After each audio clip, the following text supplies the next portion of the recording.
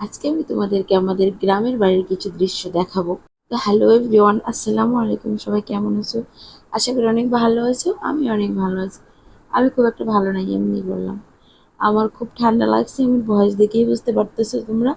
আমার কথা বলতে অনেক কষ্ট হচ্ছে, একদম আমার গলা বসে গেছে, খুবই কষ্ট হচ্ছে কথা বলতে। তো যাই হোক, এখন আমি যাচ্ছি আমাদের জমির মধ্যে, একদম মাঝখানে একটা আম গাছ আছে। ওই আম গাছে কিছু আম পেড়ে নিয়ে যাবো, আচার বানাবো তার জন্য। তো আমাদের পুকুর পাড়ের এদিক দিয়ে যাচ্ছিলাম, এখানে একটা কদবেল গাছ আছে। অনেক ছোট ছোট কদবেল ধরে, মানে গাছ ভর্তি কদবেল, খুবই ছোট। এত ছোট কদবেল মনে হয়ই না, এত ছোট। তো এখানে আবার ছাগলগুলো দেখতেছিলাম, আর আমরা বলতেছিলাম আর কয়দিন আছে, এরা চলে যাবে, এদেরকে বিক্রি করা হবে। সামনে কুরবানি ঈদ, কার বাড়িতে যাবে, কোথায় যাবে, আল্লাহ ভালো জানে, এগুলো বলতেছিলাম।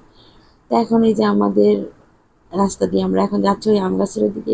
চারপাশে শুধু ধান আর ধান, ধানের গাছ লাগানো, অনেক সুন্দর গ্রামীণ দৃশ্য, একদম মন প্রাণ খুলে যায়, একদম বাতাস, মানে অনেক সুন্দর আর কি। জমির মধ্যে আবার একটা পেঁপে গাছও হয়েছে, সেটাও দেখালাম। তো দেখতে দেখতে আমরা চলে আসলাম সেই আমাদের আম গাছটায়।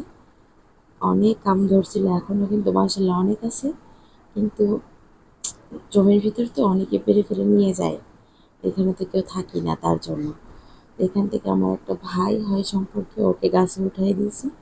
ও আমার জন্য আম পাড়তেছে, এখন এই আমগুলো পেরে আমি বাড়িতে নিয়ে যাব, শহরে নিয়ে যাব। তারপরে সেগুলো আচার বানাবো, তার জন্য আসলে এখানে আসা আর কি। তো এখানে আমি একটু ঘুরিয়ে ঘুরিয়ে ভিডিও করতেছিলাম, ও কিন্তু বারবার আমাকে হাই দিচ্ছিল, বলতেছিল যে আপু আমাকে একটু ভিডিওতে উঠাও উঠাও। আমার কথা বলতে অনেক কষ্ট হচ্ছে, একদমই গলা ভেঙে গেছে, কি বলবো। ভিডিও বেশি করতে পারিনি, জাস্ট ছোট্ট একটা ভিডিও তোমাদের মধ্যে শেয়ার করলাম। তোমরা যারা আমার ভিডিওটা দেখতেছো, প্লিজ আমাকে লাইক, কমেন্ট অ্যান্ড শেয়ার করবে, আমার চ্যানেলটা সাবস্ক্রাইব করে দিবা।